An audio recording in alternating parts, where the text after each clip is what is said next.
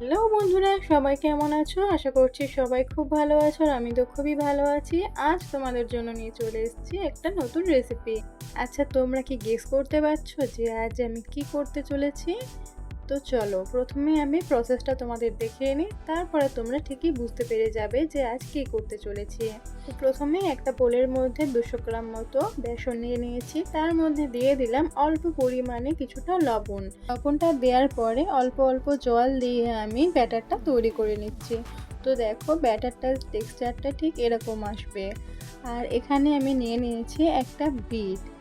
বীজটাকে আমি হাফ করে কেটে নিচ্ছি, নিয়ে বেশিরভাগের অংশটা আমি রেখে দেব, আর এই যে কম অংশটা আমি এটাকে শিলনোড়ায় বেটে একটু রসটা বের করে নেব, যে রসটা আমার এখানে রান্নাতে কাজে লাগবে। চলো তোমাদের এবার বলেই দিই যে আমি আজ কি করতে চলেছি। আজ করব বোঁদে। তার জন্য আমি অল্প পরিমাণে কিছুটা ব্যাটার একটা অন্য বাটিতে নিয়ে নিচ্ছি। এটাতে বিটের রসটা আমি মিশিয়ে একটা কালার ব্যাটার তৈরি করব, যেটা আমি প্রথমবার একটু এক্সপেরিমেন্ট করছি। আদৌ আমি জানি না যে বোঁদেগুলো চিনি শিরার মধ্যে ডুবোলে এর কালারটা আদৌ থাকবে কি না। চলো এক্সপেরিমেন্টটা তোমাদের সামনে করাই যাক। তো বিটের রসটা দিয়ে আমি ব্যাটারটাকে ভালো করে গুলিয়ে নিলাম। এবার আমাদের বোঁদেগুলো ভেজে নেওয়ার পালা। তো প্রথমেই আমি একটা এরকম ছাঁকনি নিয়েছি, যেটা দিয়ে লুচি টুচি ভাজা হয় বা অনেক কিছু ভেজে নেওয়া হয়। এরকম একটা মানে ফুটো ফুটো আছে এরকম একটা ভাজার ছাঁকনি তোমরা নিয়ে নেবে। নিয়ে একটু একটু করে ব্যাটার তার মধ্যে দেবে, আর ছাঁকনিটা এক জায়গাতেই তোমরা ধরে রাখবে, নাড়াবে না।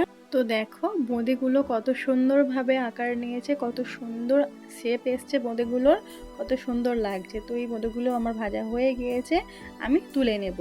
আর আমার এই বোঁদের রেসিপিটা তোমরা কে কোথা থেকে দেখছো অবশ্যই কিন্তু আমাকে কমেন্ট করে জানি। আমি একে একে বাকি বোঁদেগুলো এখানে ভেজে নেব। যেমনভাবে এই বোঁদেগুলো আমি ভেজে নিয়েছিলাম ঠিক তেমনভাবেই বাকি বোঁদেগুলো আমি ভেজে নেব।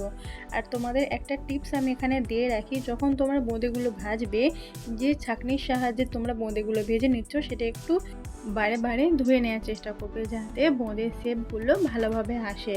আর যদি তোমরা না ধুয়ে নাও তাহলে বোঁদের শেপগুলো একদমই ভালো আসবে না, উপরন্ত পিচ্ছিরি একটা শেপ নেবে। তো দেখো যে বিটের রসটা আমি ব্যাটারটার মধ্যে দিয়েছিলাম সেটাও আমরা এখানে একটু একটু করে ভেজে নিচ্ছি। দেখো কালারটা তো খুবই সুন্দর এসছে, কিন্তু আদৌ জানি না চিনি শিরাতে দিলে কালারটা আদৌ থাকবে কিনা।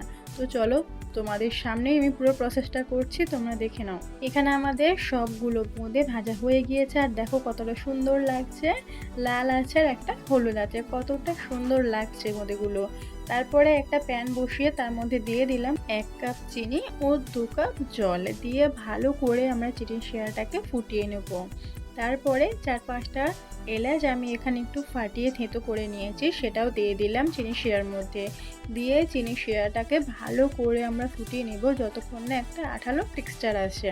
চিনি শিরাটাকে ভালোভাবে নাড়িয়ে চাড়িয়ে আমি ফুটিয়ে নিলাম, আর এর একটা আঠালো টেক্সচারটাও চলে এসছে। তারপরে আমি গ্যাস অফ করে দিয়েছি, দিয়ে যে বোঁদেগুলো আমি এখানে ভেজে রেখেছিলাম সেগুলো দিয়ে দিলাম চিনি শিরার ভিতরে। আর এটাকে আমি 2 ঘন্টা মতো রেস্টে রেখে দেবো। তারপরে তোমাদের সঙ্গে শেয়ার করছি যে বোঁদেগুলো আমার কেমন হয়েছে। আর হ্যাঁ, বিটের কালারগুলো যেটা দিয়েছিলাম মানে বোঁদে তৈরি করেছিলাম সেই কালারটা আদৌ আছে কি না। অনেক দিন ধরেই ইচ্ছা করছিল বোঁদে খাওয়ার, তো ভাবলাম বাজার থেকে কিনে কেন আনবো, বাড়িতেই তৈরি করে নিই। সবাই ফুড কালার দিয়ে কালার আনে, তো আমি ফুড কালারটা এখানে একদমই ইউজ করতে চাইছিলাম না। তো বিটের রস দেওয়ার আইডিয়াটা হঠাৎ করেই আমার মাথায় এসেছিল, তো ভাবলাম সেটাই তোমাদের সঙ্গে শেয়ার করে নেওয়া যায়। তো সেটার রেজাল্ট তোমাদের সামনেই আছে। তো রেসিপিটা ভালো লাগলে লাইক কমেন্ট শেয়ার করে দিও, নতুন বন্ধু হয়ে থাকলে চ্যানেলটিকে সাবস্ক্রাইব করে দিও। টাটা।